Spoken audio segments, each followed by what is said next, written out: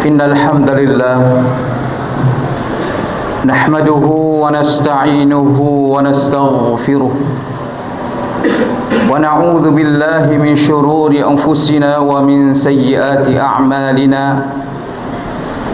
من يهده الله فلا مضل له ومن يضلل فلا هادي له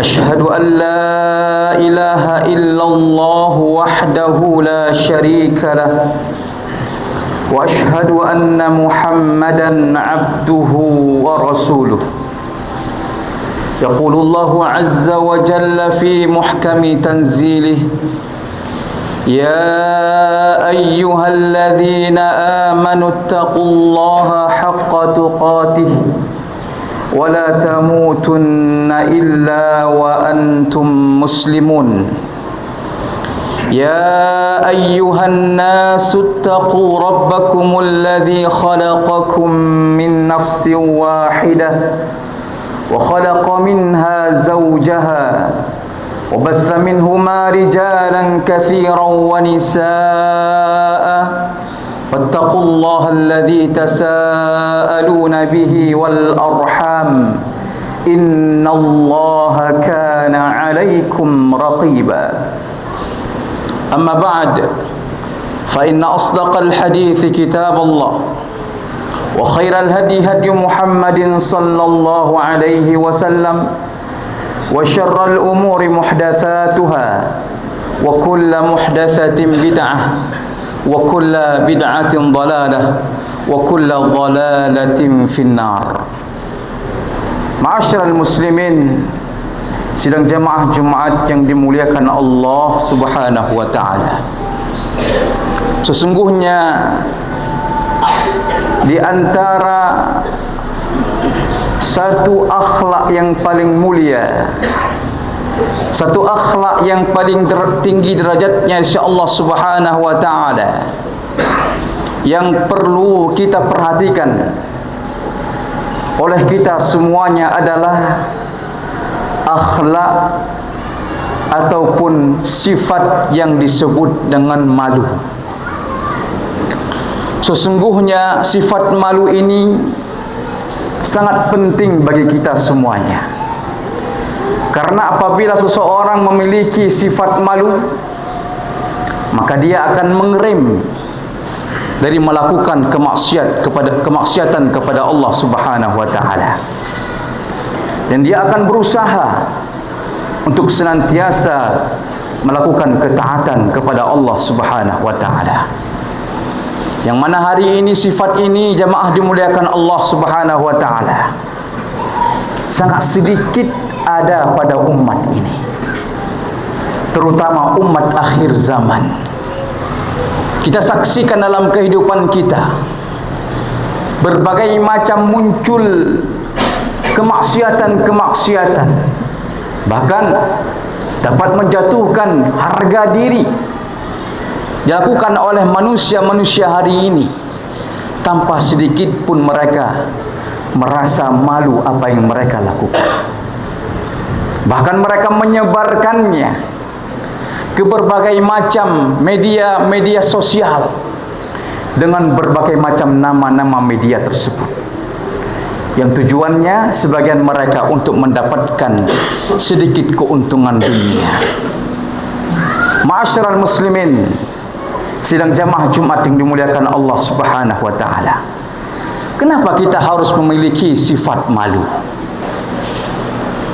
Yang pertama jemaah dimuliakan Allah, malu itu merupakan cabang daripada iman, atau malu adalah bagian daripada iman. Rasul kita sallallahu alaihi wasallam bersabda, al-imanu bid'un wa sab'una syu'bah, a'laha qawlu la ilaha illallah wa adnaha imatatul adha 'anit tariq wal haya'u minal iman. Kata Rasul sallallahu alaihi wasallam, iman itu memiliki 70 sekian cabang. Dan cabang yang tertinggi itu adalah ucapan la ilaha illallah. Dan yang paling rendah adalah menyingkirkan sesuatu dari jalan yang dapat membahayakan pejalan. Dan kata Rasul sallallahu alaihi wasallam, wal haya'u minal iman. Malu itu bagian daripada iman. Ini dalil yang sangat perlu kita renungi pada hari ini. Kalau kata Rasul sallallahu alaihi wasallam malu itu bagian daripada iman, berarti orang yang tidak memiliki rasa malu, keimanannya itu bermasalah. Bahkan malu dan iman ini tidak bisa dipisahkan. Ia merupakan satu paket yang tidak bisa dipisahkan. Ada iman, berarti dia malunya besar. Kalau dia tidak malu, berarti imannya kurang atau bisa-bisa hilang. Maka dalam sebuah hadis Rasulullah SAW, al-haya'u wal iman qurina jami'an. Idza rufi'a ahaduhuma rufi'al akhar. Rasa malu dan iman itu saling berdampingan. Apabila salah satu dari mereka diangkat, maka akan keikut yang lainnya ikut terangkat. Ini Rasul sallallahu alaihi wasallam sabdakan kepada kita. Begitu ada kaitan yang sangat besar antara malu dengan iman. Maka jemaah dimuliakan Allah Subhanahu wa taala, jangan akui diri kita, iman kita besar kepada Allah Subhanahu wa taala kalau seandainya sifat malu tidak ada pada diri kita. Kemudian kenapa kita harus memiliki sifat malu, jemaah dimuliakan Allah? Karena Allah Subhanahu wa taala zat yang maha pemalu. Maka dalam hadis Rasul sallallahu alaihi wasallam bersabda, innallaha hayyun karim. Allah itu hayyun, maha pemalu dan maha pemurah. Yastahi min abdihi. Allah itu malu dari hambanya. Idza rafa'a yadayhi ayaruddahuma sifran. Apabila seorang mengangkat kedua tangannya, Allah mengembalikan dalam keadaan kosong. Di dalam hadis ini terdapat sebuah pelajaran yang penting, Allah itu maha malu. Berarti kalau begitu, kalau kita memiliki rasa malu, sifat malu, berarti kita telah memiliki satu sifat yang dimiliki oleh Allah Subhanahu wa taala. Kemudian dalam hadis yang lainnya Allah Rasulullah SAW bersabda, innallaha hayyun sittir. Yuhibbu, Allah itu maha malu dan maha menutupi. Yuhibbu al-hayyu wasitr.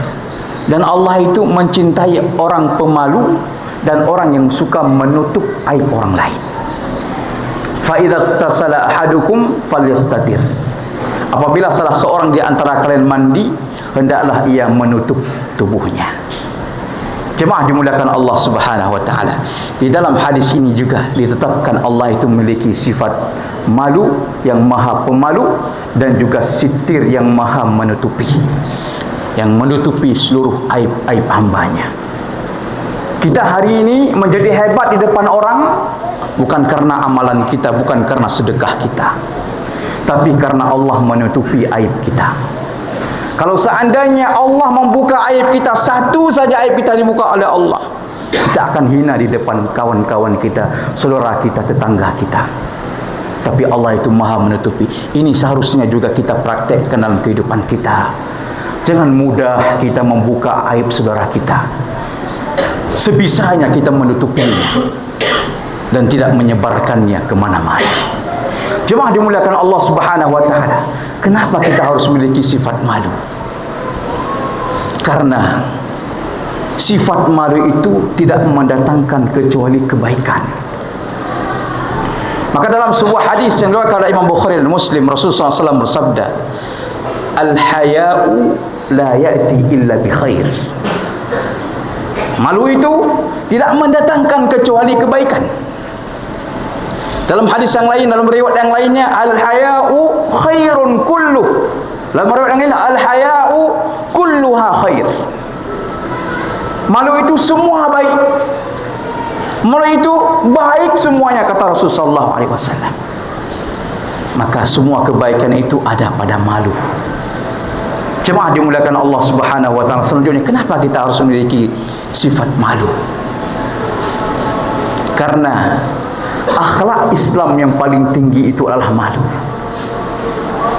Dalam hadis Rasulullah SAW bersabda, "Inna likulli din khuluq, wa khuluqul Islam al-haya."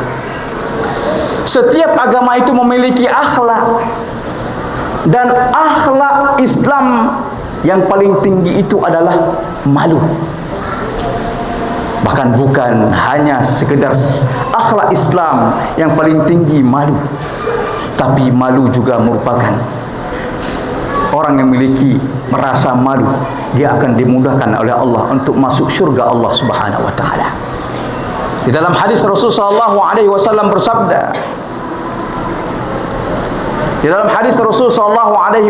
bersabda, sesungguhnya al-imanu atau al-haya'u minal iman wal imanu fil jannah.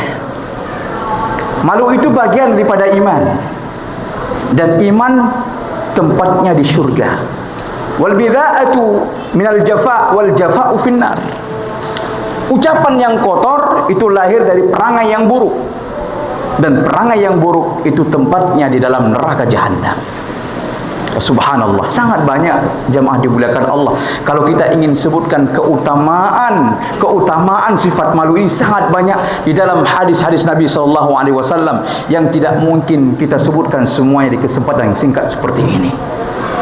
Tapi hadis-hadis yang telah khatib sebutkan hendaknya menjadi bahan renungan untuk kita semuanya, agar kita bersemangat dalam memiliki sifat malu di dalam diri kita. Kemudian jemaah dimuliakan Allah Subhanahu wa taala, sifat malu ini untuk siapa yang paling penting kita berikan? Maka tidak ada zat yang paling mulia, yang paling penting untuk kita berikan sifat malu ini kecuali hanya kepada Allah Subhanahu wa taala. Malu kepada Allah Subhanahu wa taala ini merupakan malu yang paling tinggi derajatnya, yang paling mulia keadaannya, yang harus kita miliki setiap kita. Malu kepada Allah. Karena apabila seseorang itu malu kepada Allah Subhanahu wa taala, maka dia tidak berani melakukan kemaksiatan kepada Allah. Dia itu ketika ada kemaksiatan yang akan dia lakukan, dia akan mengerem. Dia akan berpikir-pikir karena dia malu kepada Allah Subhanahu wa taala. Yang menjadi pertanyaan, bagaimana seseorang itu malu kepada Allah? Mari kita dengar sebuah sabda Rasul sallallahu alaihi wasallam yang diriwayatkan oleh Imam At-Tirmidzi rahimahullahu taala. Rasul sallallahu alaihi wasallam pernah berkata di hadapan para sahabatnya. Kata Rasul sallallahu alaihi wasallam, "Istahyu minallahi haqqal haya." Hendaklah kalian itu malu kepada Allah Subhanahu wa taala dengan sebenar-benar malu. Qalu, sahabat menjawab, "Inna nastahyi walhamdulillah." Wahai Rasulullah, kami alhamdulillah malu kepada Allah dan segala puji bagi Allah. Kata Rasul SAW, "Laisa dzalik." Bukan malu itu yang aku maksudkan. Walakin antastahi minallahi haqqal haya. Engkau malu kepada Allah Subhanahu wa taala dengan malu sebenar-benar malu. Antahfadhar ra'sa wa ma wa'a, wal batna wa ma hawa, wal tadhkurul mauta wal bila. Kata Rasulullah SAW, malu kepada Allah dengan sebenar-benar malu itu adalah engkau menjaga kepala dan apa yang ada di kepalamu. Maksudnya apa? Engkau jaga kepalamu. Di dalam kepala itu ada angan-angan, ada pikiran. Hendaknya angan-angan, pikiran yang engkau miliki itu sesuatu yang mendatangkan keridhaan Allah Subhanahu wa taala, mendatangkan kecintaan Allah Subhanahu wa taala. Dan apa yang ada di kepala, engkau memiliki telinga, engkau memiliki mata, engkau memiliki hidung, engkau memiliki mulut, memiliki lisan. Engkau jaga semuanya, anggota-anggota badan yang ada di kepalamu. Itu berarti engkau telah malu kepada Allah sebenar-benar malu. Engkau enggak mendengar berita yang memaksiatkan Allah Subhanahu wa taala. Engkau tidak melihat sesuatu yang diharamkan oleh Allah. Engkau tidak berbicara sesuatu yang dapat mendatangkan kemurkaan Allah, itu berarti engkau telah malu kepada Allah. Wa an tahfadha al-batna wa ma hawa, dan engkau menjaga perutmu dan apa yang dikandung oleh perutmu. Di dalam perut ini, kata para ulama, yang paling besar yang perlu kita jaga itu adalah hati. Karena hati itu adalah tempat lahirnya malu. Maka engkau jaga hati sebaik-baiknya. Kemudian janganlah engkau masukkan sesuatu ke dalam perutmu kecuali apa yang dihalalkan oleh Allah Subhanahu wa taala. Jangan engkau makan harta haram, harta korupsi, harta dari hasil riba, dari hasil riswah, dari hasil berbagai macam yang diharamkan oleh Allah Subhanahu wa taala. Kalau engkau lakukan itu berarti engkau telah malu kepada Allah dengan sebenar-benar malu.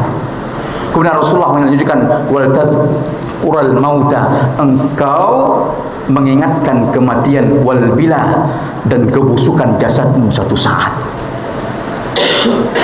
Ingat mati.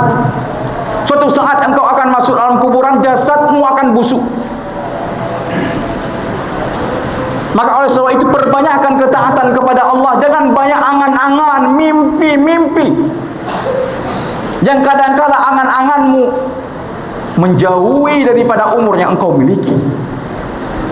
Maka kalau engkau lakukan impian itu, engkau telah malu kepada Allah Subhanahu wa taala dengan sebenar-benar malu. Inilah hakikat malu kita kepada Allah Subhanahu wa taala. Semoga Allah memberi taufik kepada kita semuanya dan mengilhamkan kepada kita rasa malu di dalam jiwa kita semuanya. Aqulu qawli hadza wa astaghfirullah li wa lakum wa li sa'iril muslimin fastaghfiruhu innahu huwal ghafurur rahim.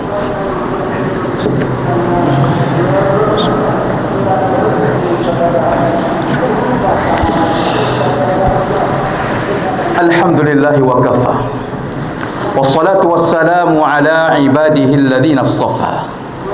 Asyhadu an la ilaha illallah wahdahu la syarika lah, wa asyhadu anna Muhammadan abduhu wa rasuluh. Ma'asyiral muslimin, sidang jemaah Jumat yang dimuliakan Allah Subhanahu wa taala. Bagaimana cara menghadirkan rasa malu kepada Allah Subhanahu wa taala? Yang pertama, tentu cara menghadirkan rasa malu kepada Allah, tuntutlah ilmu. Ilmu merupakan faktor paling besar yang dapat menghadirkan seseorang itu memiliki rasa malu kepada Allah Subhanahu wa taala. Sebaliknya, orang jahil yang jahil terhadap agama itu kebanyakannya mereka tidak memiliki rasa malu kepada Allah Subhanahu wa taala, dan itu yang kita saksikan hari ini dalam kehidupan kita. Orang yang jauh dari majelis ilmu yang berharap mereka akan malu kepada Allah. Ketika mereka tidak malu kepada Allah, mereka akan melakukan segala yang mereka inginkan sesuai dengan nafsu mereka dan mereka tidak pikirkan, karena mereka tidak memiliki rasa malu. Kemudian yang kedua, jemaah dimuliakan Allah, pilihlah teman hidup dengan teman yang soleh, teman yang baik, apalagi teman yang memiliki rasa malu yang besar. Ini lebih baik bagi kita, karena apabila seseorang itu sudah berteman dengan teman yang memiliki rasa malu yang besar, maka dia akan terikuti dengannya dan dia akan memiliki rasa malu. Karena malu ini, jemaah dimuliakan Allah, ada dua macam dia. Ada malu yang didapatkan karena memang fitrah dari lahir, memang dia sudah diberikan oleh Allah dari lahirnya. Ada malu yang butuh usaha untuk mendapatkannya dengan melalui ilmu syar'i yang kita tuntut. Jemaah dimuliakan Allah Subhanahu wa taala. Kemudian ingat, kita itu diberi nikmat oleh Allah setiap hari, begitu banyak nikmat Allah berikan. Maka ketika kita merasa diberi nikmat oleh Allah begitu banyak, maka insya Allah kita akan melahirkan sifat malu di dalam diri kita.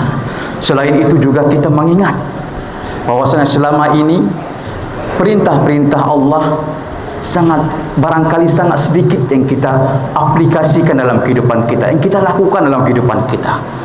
Dengan mengingat yang demikian itu, maka insya Allah rasa malu akan datang kepada kita. Maka sungguh kebangetan, sungguh melampaui batas seseorang sudah diberikan nikmat oleh Allah Subhanahu wa taala, dia tidak malu kepada Allah ketika dia tidak berbuat sesuatu kepada Allah Subhanahu wa taala. Bahkan hari ini manusia, kalau kita perhatikan, lebih banyak malu kepada manusia yang lainnya daripada kepada Allah. Ada orang kadang-kadang kita lihat ketika diberikan kepadanya sesuatu, uangkah atau bentuk barangkah, kepada orang yang memberi kepadanya itu, dia itu sangat malu kepadanya. Kalau disuruh sesuatu, dia itu akan melakukannya. Karena kenapa? Karena malu kepada orang itu. Pernah diberikan sesuatu, padahal Allah setiap hari memberi kepada kita nikmatnya. Allah memberikan kepada kita udara yang gratis, harta, barang yang begitu ini, kenikmatan hidup, rumah dan sebagainya. Allah perintahkan kepada kita perintah-perintah itu. Kadang banyak kita abaikan perintah Allah. La haula wala quwata illa billah. Innallaha wa malaikatahu yusalluna 'alan nabi. Ya ayyuhalladzina amanu sallu 'alaihi wa sallimu taslima. Allahumma ighfir lil muslimina wal muslimat wal mu'minina wal mu'minat al ahya'i minhum wal amwat bi rahmatika ya arhamar rahimin. Rabbana la tuzigh qulubana ba'da idh hadaitana wa hab lana min ladunka rahmah innaka antal wahhab. Rabbana zalamna anfusana wa illam taghfir lana wa tarhamna lanakunanna minal khasirin. Allahumma inna nas'aluka ilman nafi'an wa rizqan thayyiban wa amalan mutaqabbala. Allahumma inna nas'aluka al-huda wat tuqa wal afafa wal ghina. Rabbana atina fid dunya hasanah wa fil akhirati hasanah wa qina adzaban nar. Wa sallallahu wa sallama ala nabiyyina Muhammad wa ala alihi wa sahbihi ajma'in.